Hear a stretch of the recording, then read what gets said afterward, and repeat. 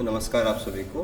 देखिए, आज अपन very lastly बात करने जा रहे हैं कि प्लांट्स के अंदर जो बायोलॉजिकल क्लॉक्स हैं, यानी कि जो रिदम्स हैं, वो कौन कौन से प्रकार की होती हैं, टाइप्स ऑफ रिदम्स, इसके बारे में अपन जानेंगे। तो एक्सपेक्टेड है कि कोई क्वेश्चन हमें यहाँ से मे भी मिल सकता है।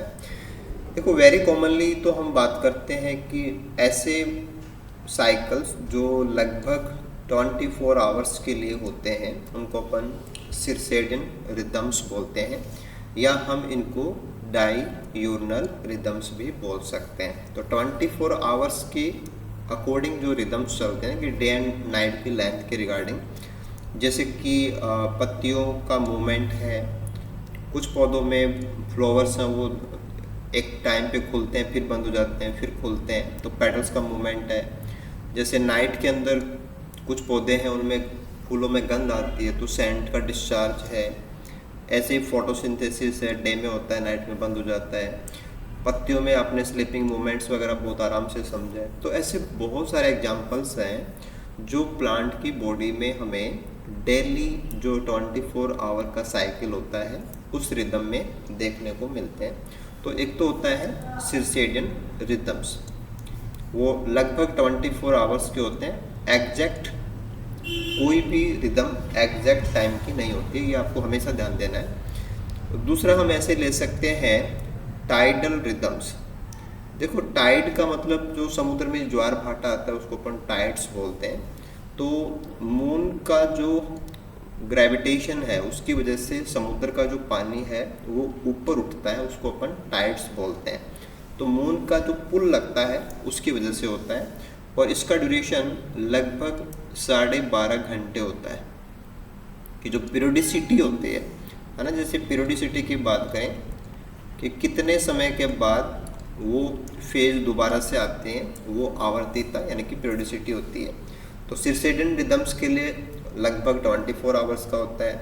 टाइडल रिदम के लिए लगभग 12.5 घंटे का होता है। अब टाइड्स का कनेक्शन ओशन से है, समुद्र के पानी से है। तो कुछ एग्जांपल्स में जैसे कि एक डायटम है, इसका नाम है प्लूरोसिग्मा। तो प्लूरोसिग्मा जो डायटम है वो टाइड के रिस्पॉन्स के अंदर यानी कि हर 12.5 घंटे के बाद में वो अपना बिहेवियर देता है, यानी कि मड के अंदर बरिंग करता है, यानी कि कीचड़ के अंदर वो दब जाते हैं। तो जब पानी नीचे उतरता है तो वो कीचड़ के अंदर दब जाते हैं, पानी ऊपर चढ़ता है कीचड़ से बाहर आ जाते हैं। तो हर 12.5 घंटे के बाद में रिदम दे रहे हैं, तो वो टाइडल रिदम्स में आएगा। ऐसे ही चांद से जुड़ा हुआ दूसरा मूवमेंट है, वो है लूनर रिदम। देखो, लूनर का मतलब ये है कि जो हमारा चांद है वो धरती के चारों तरफ चक्कर लगाता है, और एक चक्कर लगाने में उसको लगभग 28.5 दिन लगते हैं। तो 27.5 दिन लगते हैं। तो ये जो आपका टाइमिंग रहा कि हमारी अर्थ के चारों तरफ चक्कर लगाने में मून को जो टाइम लग रहा है, अगर उसके अकॉर्डिंग रिदम्स देखने को मिलती हैं तो वो लूनर रिदम्स कहलाएंगे। यानी कि जैसे अमावस्या है ना, और पूर्णिमा है, तो ये लूनर रिदम्स के सिग्नल्स होंगे। तो पर्टिकुलर ब्राउन एल्गी है डिक्टियोटा, जो कि मेराइन एल्गी है, ब्राउन एल्गी है, काफ़ी बड़े आकार के जाइंट थैलोस होते हैं। उनके अंदर गैमेट्स का रिलीज होना और स्पोर का रिलीज होना, ये हर लूनर रिदम के अकॉर्डिंग होता है। यानी कि वो लगभग जो हमारा जो साइकिल है अर्थ के चारों तरफ रोटेट करने का, उस पर डिपेंड करता है। तो टाइडल के कुछ एग्जांपल्स हैं, उसका पीरियोडिसिटी का टाइम हमें पता होना चाहिए, ऐसे ही लूनर का है। इसके बाद में हम ले सकते हैं कि कुछ ऐसे रिदम हैं जो लगभग 1 साल के टाइम के बाद में रिपीट होते हैं। लगभग इनका जो टाइमिंग है वो 365 डेज का होता है। यानी कि ऐसा है कि जीवों के अंदर जो पीरियोडिसिटी होता है बिहेवियर में या पैटर्न्स में, उनके जो पीरियड है, रिदम कितने समय बाद रिपीट होता है, उसके आधार पे सारा क्लासिफिकेशन है। तो एनुअल रिदम्स हैं वो लगभग वार्षिक जो होते हैं 365 दिन वाले होते हैं। इनको आप सिरकैनुअल रिदम्स भी बोलते हैं। जैसे उनको डायurnal बोलते हैं, इनको सिरकैनुअल रिदम्स भी बोलते हैं। मेनली इनका जो कनेक्शन है वो आपको ध्यान देना है कि सीजन से होता है, कि अगर किसी एरिया के अंदर सीजन्स बनते हैं तो जैसे हर बार सीजन है वो 12 महीने बाद आती है, तो सीजन से डिपेंडेंट है। और सीजन्स का जो कनेक्शन है वो होता है टेम्परेट जोन से। जैसे ट्रॉपिकल में सीजन्स नहीं है, अगर हम आर्कटिक रीजन में जाएंगे तो आर्कटिक में भी क्या है, सर्दियाँ ही सर्दियाँ हैं। और पर्टिकुलर अगर हम शीतोष्ण की बात करते हैं तो वहाँ पे टेम्परेट रीजन के अंदर सर्दी, गर्मी, वर्षा, वसंत ऐसे ऋतुएं बनती हैं। तो जहाँ पे सीजन्स बनती है वहाँ हमें मेनली एनुअल रिदम्स हैं वो बहुत इजीली अपन को समझ में आ जाती है। जैसे कि सीड जर्मिनेशन है, ये कुछ पौधों के बीज हैं वो एक सीजन में जर्मिनेट करते हैं। पत्तियां हैं वो एक सीजन में ही आती हैं, गिरती हैं। फ्लावरिंग, फ्रूटलिंग जैसे पर्टिकुलर सीजन में ही होता है, तो वो एग्जाम्पल हो गए एनुअल रिदम्स के। ऐसे ही कुछ पौधों में ट्यूबर्स बनते हैं, जैसे आलू लगेंगे या कॉम्स लगते हैं, तो स्टोरेज ऑर्गन्स जो बनते हैं वो एक सीजन में ही बनते हैं। तो सीजन जहाँ भी आ जाएगा वो सारा एनुअल में जाएगा। ऐसे मान लो कि स्प्राउटिंग है, ज़मीन के अंडरग्राउंड जो चीज़ें एज ए स्टॉक पौधों के होते हैं वो एक पर्टिकुलर सीजन में ही स्प्राउटिंग करते हैं।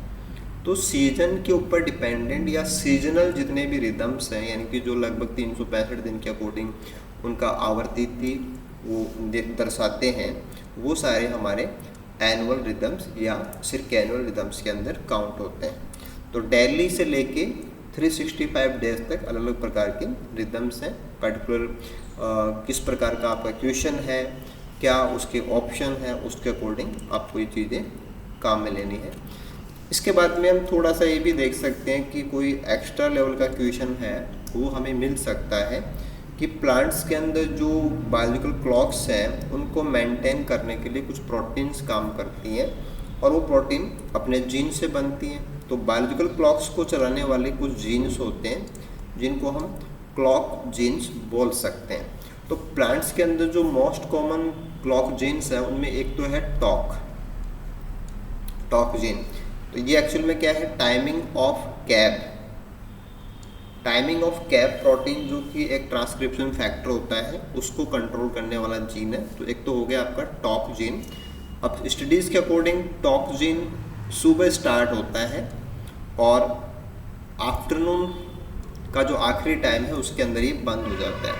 यानी कि ये जो घड़ी है या ये जो घड़ी वाला जीन है, ये जो टॉक या टॉक 1 के नाम से भी जाना जाता है, इसको अपन टॉक 1 भी बोलते हैं। तो ये जीन 24 आवर का जो रिदम है, जो सर्केडियन रिदम है, उसको कंट्रोल करता है। ऐसे दूसरा जीन है क्लॉक जीन भी 24 आवर रिदम से ही जुड़े हुए दोनों जीन हैं, 24 आवर से ही सर्केडियन रिदम्स के। ये क्लॉक्स के परसिस्टेंस और पीरियड ऑफ रिदम्स को कंट्रोल करता है। यानी कि घड़ियाँ हैं उनके अंदर जो रिदम है उसका टाइम और वो मेंटेन रहे, परसिस्टेंट रहे, उसके लिए काम करता है। तो टॉक 1 और क्लॉक, ये क्लॉक जीन्स हैं जो कि प्लांट्स के अंदर बायोलॉजिकल जो क्लॉक्स हैं उनको मेंटेन करने का काम करते हैं। तो मे भी कोई क्वेश्चन हमें यहाँ से मिल सकता है। तो ये हमारा एक थोड़ा सा सेक्शन रहा कि हम जो बायोलॉजिकल क्लॉक्स हैं प्लांट्स के, उनके क्लासिफिकेशन कर सकते हैं कि ड्यूरेशन क्या है, पीरियोडिसिटी का टाइम क्या है, उसके बिहाफ के ऊपर। और कुछ क्लॉक जीन्स हैं जो एंडोजेनस क्लॉक सिस्टम को कंट्रोल करते हैं। तो आई होप ये चीज़ें हमें पेपर्स में मिलें तो हम आराम से इनको कर सकते हैं। Thank you so much.